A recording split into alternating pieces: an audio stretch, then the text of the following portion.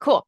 Getting into it. Yeah, as I mentioned, we did this whole executive recap and debrief a couple weeks ago now. But if you missed it, I just want to go through some of the highlights because I think it will impact how you might think about some of our sponsorships, especially some of the ones where there are literally one of each thing, which we'll chat about a bit today. But yeah, just at a glance, it was the 10th SaaStr annual, so next year will be our 11th. Hosted about 10,000 people across the 3 days altogether. As you guys probably know by now, SaaStr Annual is all indoor outdoor festival style. We had about more than 34,000 attendee connections were made.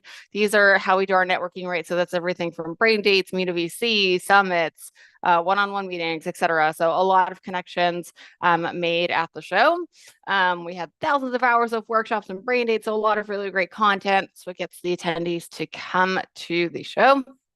In addition to all the really great networking and chatting with you all. And then really great speakers. I think I always just, a few stats here I want to call it specifically for sponsors. We had attendees from over 62 different countries. This year we had about 72% US and 28% international. So again, for folks that are, thinking of, I think this comes down more to the tactics of how you think about SaaStr strategically, right? Like if you're maybe debating between this one and a European event or international event, this does actually have a good mix of both. It's something I always also tell folks to make sure you have somebody who can speak to international attendees when they're in the booth. We did see leads go up year over year, which is super great, but in particular for our most popular level, which is the super gold level. And then, yeah, just something else we're seeing in sort of attendee trends that should be mindful for sponsors is about 44% of all attendees attend SaaStr Annual as a team. Being that we talk about this a lot in the dedicated webinar, but as we've seen more people come with their executive team to something like a SaaStr, again, it's important to think about that and how you come to SaaStr, how you present, how you show up. A lot of our presenting sponsors will have execs handy in the booth, maybe not all day, but always good to have folks from that executive level, since they will be primarily an executive audience that you are also speaking to, can sometimes help speed up buying cycles, impact decisions, etc. So just a few high points there. Again, as you guys probably already know, more than half of our attendees are at that VP level and above. Again, more of them coming in teams. So a lot of this will look familiar. We did refresh our audience breakdown year over year, but it always stays fairly similar year over year. So these numbers go up and down in terms of departments and who shows up to SaaStr. But again, a good mix of who you want to be in front of if you sell to B2B SaaS. Something we saw again this year compared to last year, just to give you some context and some framework as we chat about some of the different sponsorships in this today, is the number of average leads from each of our booth levels that we have. So gold being the entry level, super gold being the first level that is eligible to do an activation. It's a bigger space. It's the first level that also includes a speaking engagement. Lots of great things that come at that super gold level, customer passes as well. Who do you want to meet? So you'll see that boost reflected here in the data of how many leads on average people get in the super gold level, then going up incrementally in terms of level and equating to amount of leads. The platinum getting a bit more because these are bigger boots, diamonds, and then unicorn. So again, just depending on volume and branding and what your different goals are, some of these may make more sense for you than others, but always good to see here that in the data we get a spread, that's proportionate to the size and presence of the booth. So again, just touching on that briefly. If you missed the full executive debrief, you can watch it on our SaaStr YouTube channel. It's just youtube.com/SaaStr. Go to the live page. It is there. And yeah, we do a whole debrief. We also wrote it up on SaaStr.com if you want to just read the 5-minute version. Okay. Other thing, again, just for some context and framework setting, is for a few years consistently now, we've seen sponsors with an activation, as you just saw on that last chart, perform better than those without. So I've had some folks ask me across time, especially for newer folks, like what do we consider an activation? It does not necessarily mean food. I think a lot of people, when they think about an activation at something like a SaaStr Annual, think about things like, ice cream or popsicles or coffee. And yeah, those are things we do, but it doesn't necessarily need to be food. We've had folks do games. We've had people do interactive interactive engagements. We've had people do like book signings if they just released a book. We've had people do like product teardowns. So yeah, there's other things you can do that is not necessarily strictly food and beverage related, but always good to know that you can see here again in the data. Activations do obviously require some extra work and elbow grease, but it does tend to pay off for sponsors here, right? So again, about 60% more leads you'll get with an activation. Again, just a framework setting here, something to consider if you're looking at things like gold versus the other levels, right? Super gold and up are eligible to host an activation. Really comes down to space, right? You need some extra space to host your activation plus everything else you're doing in the booth. And so the super gold is the first feasible level at which you can do that. Okay, again, as I'm hoping you've heard by now, but just to reiterate, we are moving the SaaStr annual from September to May of next year. For some of our super fans, you may remember that pre-2020 SaaStr annual was always in February. So we're kind of going back to our roots here, getting back to earlier in the year. Just as a side note too, it's something we've seen reflected really well so far in our early attendee data. Again, it's super early because tickets just went on sale for early birds. But yeah, good to see a strong kind of surge of people liking the new date as attendees to May because it's a little less crowded, right? A little fewer distractions of other shows, etc. So maybe easier for folks to get to May for SaaStr than September. So yeah, again, things you probably know there. So I just want to go through again a few of the things that are what we consider our early renewal incentives since the deadline is coming up, as well as chat through some things where there is a deadline for what we call N=1 sponsorship. So there's like literally one of these things, because if the current sponsors don't renew by the deadline, which is next week, it does mean that some of these N=1 sponsorships will open up to new sponsors. And I know there's a few people who came this year that want to know more about some of those that they saw, because they are literally and truly limited to one sponsor each. So we'll talk about those primarily, but I do want to run through just a few of the things to keep in mind if you're like, okay, why should I engage with SaaStr now? You know, May is still a little bit of ways. But yeah, so a lot of reasons. But first and foremost, I know a lot of folks are in a planning cycle right now. You know, Q4 is usually when you lock in and finalize your plans for 2025. So it's a good time to even just be in early discussions with us, with our team on what's happening, how you're planning for it, how we can help you maximize maybe your leads and presence in May of next year. Falls for most of you in Q2 to get an extra boost of lead gen sort of early in the first H1 of 2025. So that's a big reason. For a lot of current sponsors, so this will be for current sponsors, for those who have already signed and have contracts that they're looking to sign by next Thursday, October 31, is this early renewal period that we talk about. So what it means is if you are an existing sponsor, so you sponsored the 2024 SaaStr annual, you have until October 31st to basically lock in what we call your renewal rate. So you are safe from any sort of inflation, all that stuff year over year if you sign by Halloween. So that's really what we mean by our early renewal incentives running through next Thursday. I know there's a lot of discussions with many of you on that right now. So yeah, that's more of a reminder.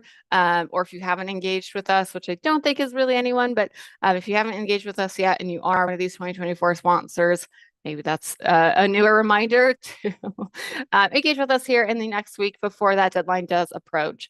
And for those, wondering why, okay, like, are there people who have renewed for 2025? Yes, there are already. And I'll tell you, the other side of the coin on this, other than early renewal, pricing incentive, which yes, for a lot of folks, for their planning, right, which they're doing now, it does help to have that locked in at the same rate. So locking in your rate, I would say, is number one. Two, there's a lot of folks that we did something sort of newer with this year, which is letting them lock in their booth placement from this year to next year. So, year over year, we changed the floor plan a bit. So if you want to switch, you can when the time comes, right? And we have the full 2025 finalized floor plan. But how we're doing it for this year is literally, I think every person who's already signed has put their first choice booth placement. So, a lot of people were in a booth that they really, really liked this year. Honestly, it's a lot of the feedback we've gotten in addition to the locking in your rate, right?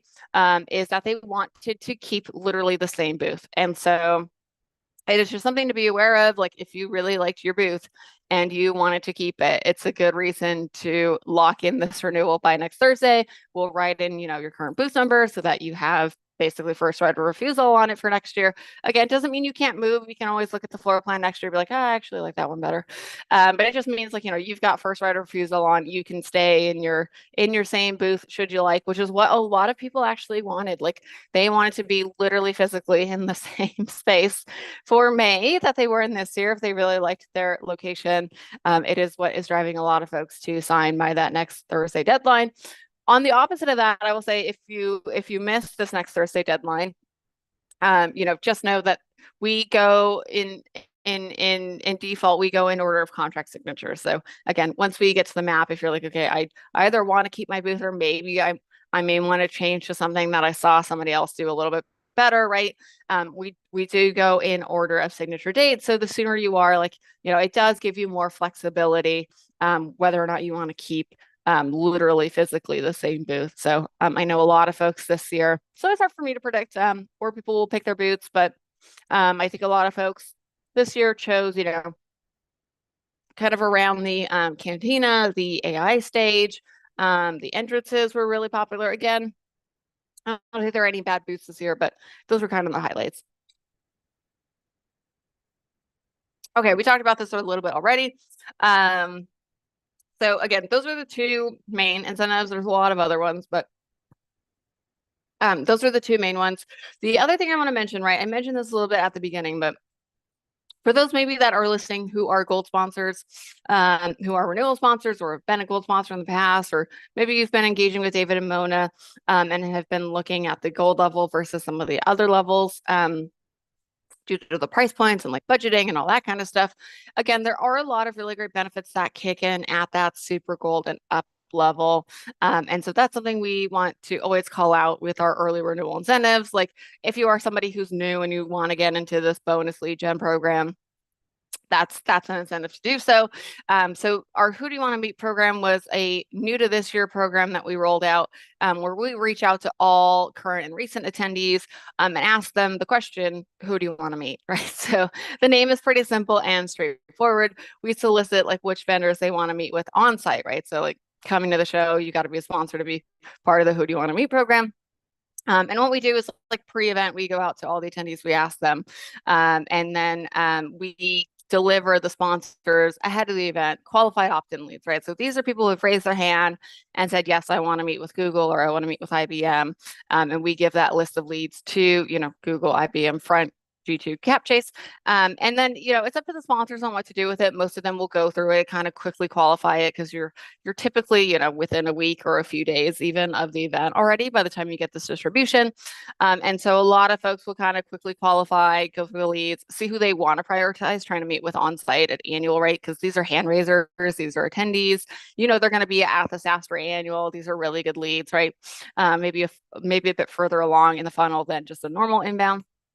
So most folks will prioritize who they want to meet with on site. Even getting 50 extra meetings on site, is a lot of meetings to do across 3 days. And then, so folks will try and maximize their on site meeting and then have a really solid follow-up plan to reach out to those maybe that they missed on site at the show, but know that those people were hand raisers, right? Like this is just, again, maybe further down funnel data than something you may get elsewhere. But this is really open again to super golden up. So something I mentioned, if you've been at that gold level and are considering moving upward, there's a lot of incentives that kick in addition to speaking.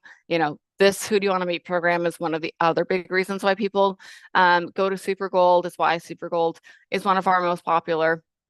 And then customer passes being the next one. So there is a incentive here. We do different kind of tiers and for a number of passes.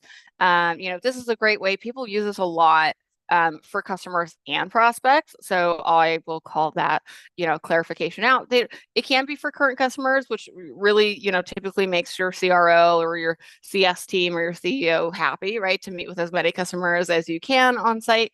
And then, the sales team and marketing team usually use it for prospects. So we've seen people use it both ways. They've, invited a handful of customers and then prospects. Always good when you can get those people together too. So again, just something else that kicks in at that super gold and up level. Okay, a few things I want to touch on. So, in these N=1 sponsorships, because again, they are a bit more custom, if you will, than something like the booths you just saw, right? Like the booths are fairly turnkey, activations are more custom. But as you saw in the data, usually pays off in the amount of leads you get. Another type of sponsorship we have is what we call the N=1 sponsorship, where there's literally one of these. So they are ancillary. Again, they're a little bit more custom. They do have a lot of branding components involved. So again, there's reasons I think that folks like the ancillaries, right? Some people like it because it is, for most people, they do it in addition to a booth. So for the majority of our sponsors, it's additional branding that they can get on campus. Rarely do we get sponsors that do this as just a one-off without a booth.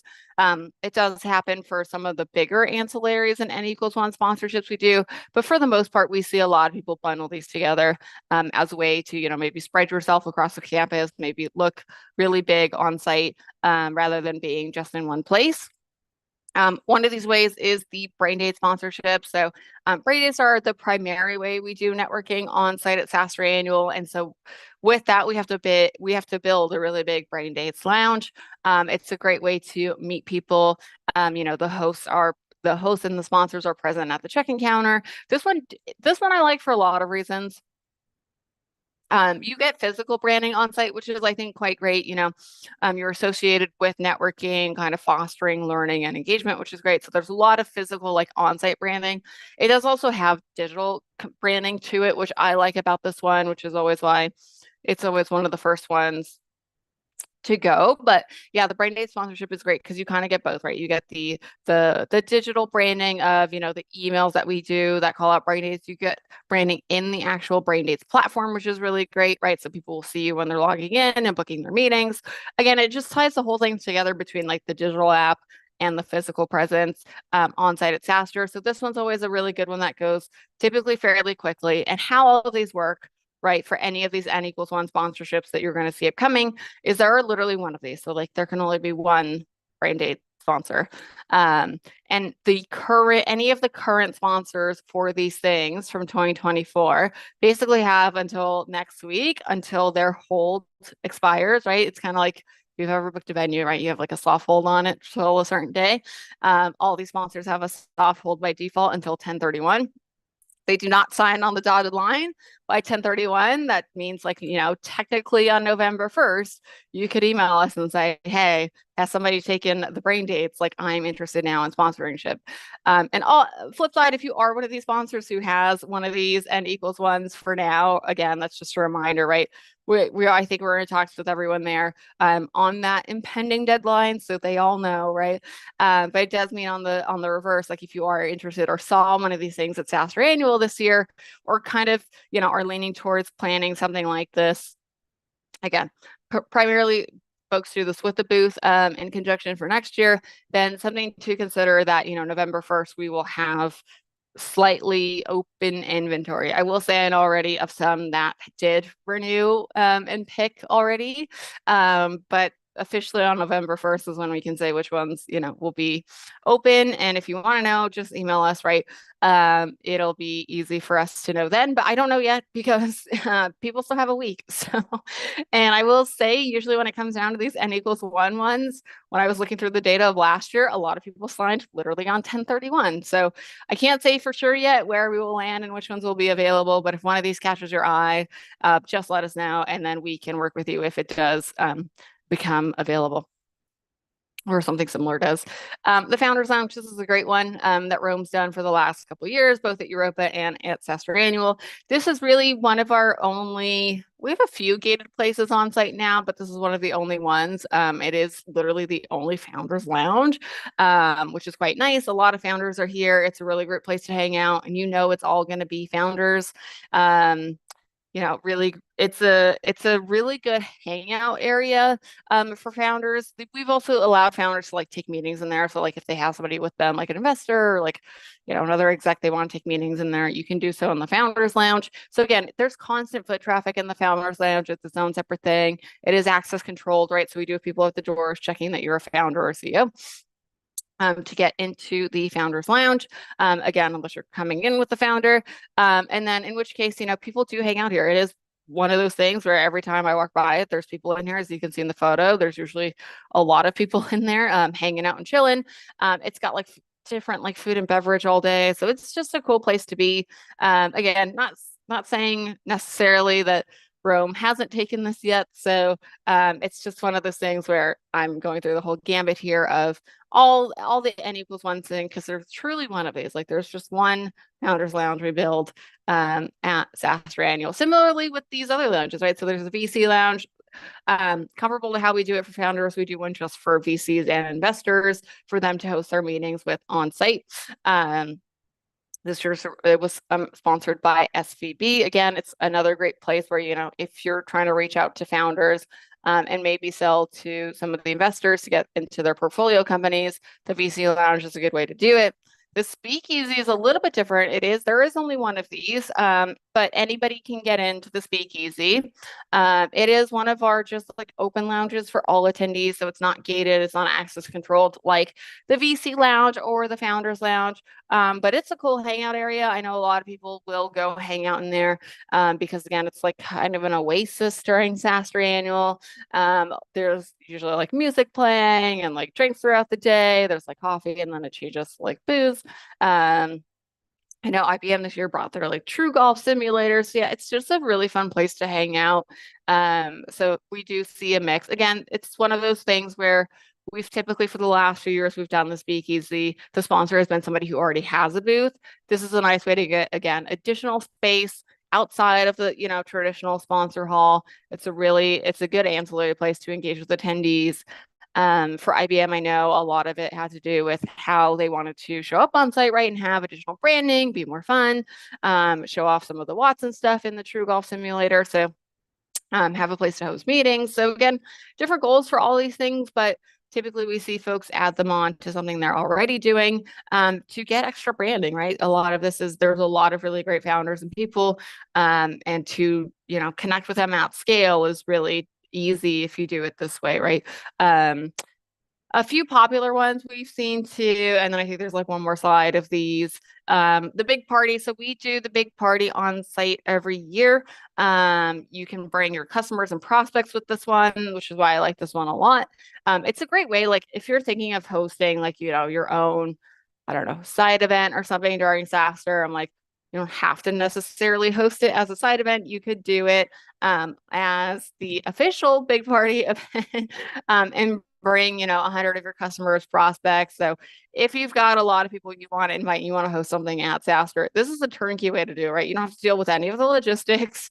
You just sponsor the big party. We do all the logistics and just invite people to the party, which is actually a really easy thing to do. Like most people will be like, oh yeah, like you're having, XYZ DJ at the big party at SaaStr. Sure, I'll come, I'll come down. Like that's an easier thing to do. So again, I actually think the big party is really turnkey.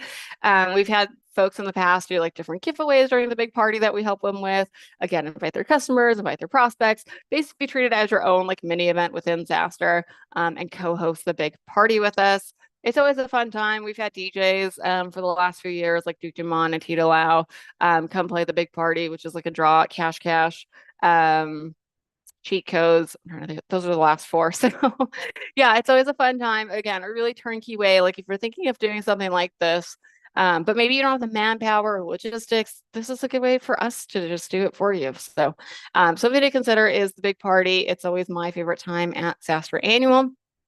Okay, the next two, these two go pretty fast. So every year, there is a lanyard sponsor. Again, same thing. All of these are N=1, right? There can only be one big party co-sponsor. There can only be one logo on the lanyard because if my Zoom will, it's there's not that much room for SaaStr and then another logo, right? Like it's just SaaStr and then the sponsor's logo alternating.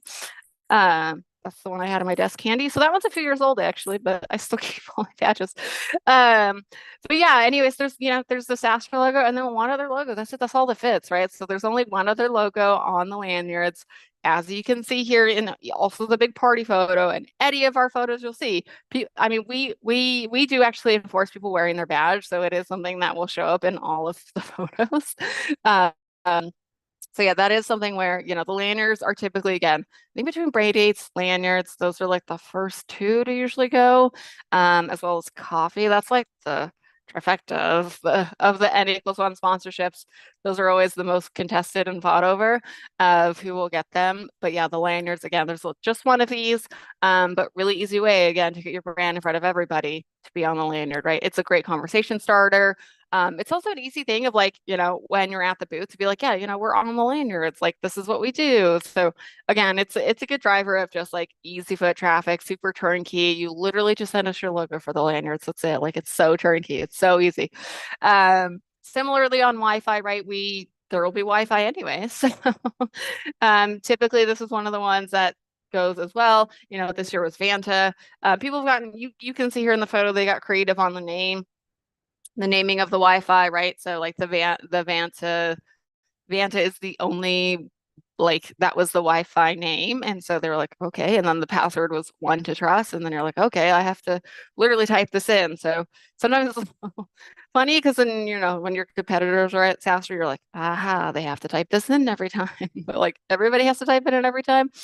Yeah, Wi-Fi is one of those things where I'm like, you can get creative on the name. I think it has like they did like the max characters, I think. So yeah, it does have a character limit. But other than that, you can get creative with it within, appropriateness of what you want to do. And then yeah, as you can see on things like this, obviously there's a bunch of signs everywhere of like what the Wi-Fi is and what the password is because people need Wi-Fi. So it's one of those ones where yeah, it's cool. It's good branding in the network name. And also one of those things where, you can get creative with it. And then the branding is, throughout the entire campus because people need the Wi-Fi. So you'll see a bunch of signs like this, of different sizes and shapes all throughout campus with your logo. They put a QR code on it, which they branded with their llama. And then people like literally scanned this and also took photos of it and was like posting it on LinkedIn and like tagging Vanta. So again, one of those things that there can only be one Wi-Fi sponsor, right? We're not going to switch to network mid-event. So there's only one of these, just to bear in mind. I think these are the last two. There are actually more than these. This is why the numbers jump around. But I want to call out some of the more popular ones. From this year. So yeah, the Airstream wrap. This is a really cute one. So we're Kiva wrapped the Airstream this year, which had slushies. Doesn't mean you have to have slushies. You can just have some sort of like specialty drink. But we landed on slushies. So yeah, we did slushies. They named them. They had like their own bar menu. It was great because Work Kiva was a gold sponsor, and so for them, right, golds aren't eligible to do an activation because it's too small. And so for them, it was easy to use this as the activation, right? It's a physical space. They were able to add it on. They were able to have, they basically split up their team between some people were in the booth, some people were at the Airstream. Obviously, it's branded really purple and cute. We did like matching umbrellas. And then, yeah, it was just, again, a cool hangout space for folks. Again, a good way for them to boost their branding outside of their booth. That's why, again, I called that out earlier, but I do always mention a lot of these were additional things that people did versus one-offs. Not to say you can't do it one-off, but a lot of these were things people did in addition to boost their branding on site at SaaStr. We've had this more prevalent in other years, but yeah, this year we built out actually a bigger cantina. So whether you realize it or not, if you were on site this year, you can actually sponsor the cantina. It is the front and center of the expo hall and also how we have the stages in that hangar. So we have like these two really big hangars on site at SaaStr. But yeah, it's the front and center of everything. It's where, attendee lunches. It's where the really good cold brew was this year. Plus all the drinks, tea, like drip coffee, all that stuff. It's a hangout area, as you can see in this photo. Like, people just literally chilled there all day. Again, it's one of those things where between like, the cantina, this speakeasy too, I feel like sometimes people have a misconception of like, oh, people are only going to go in there to get a drink like later in the day during happy hour. I'm like, no, there are people in there getting coffee in the morning. They're getting breakfast burritos. Like, they're chilling in there. So like, but anyways, the cantina, again, primary food and beverage location for attendees is the cantina because it's the front and center of everything. It is a hub.